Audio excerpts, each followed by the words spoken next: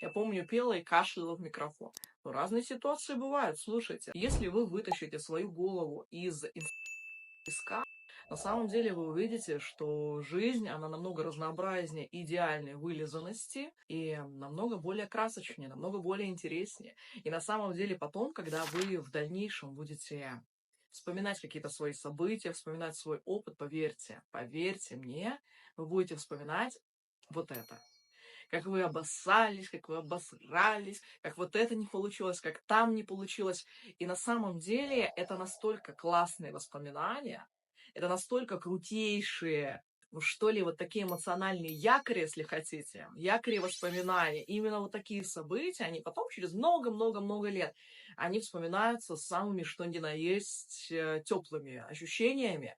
Это вот прям классная тема. Конечно, если вы не обосрались один раз, убежали и засели в нору, значит, и сидите там 20 лет. Тут ничего хорошего вообще не будет у вас.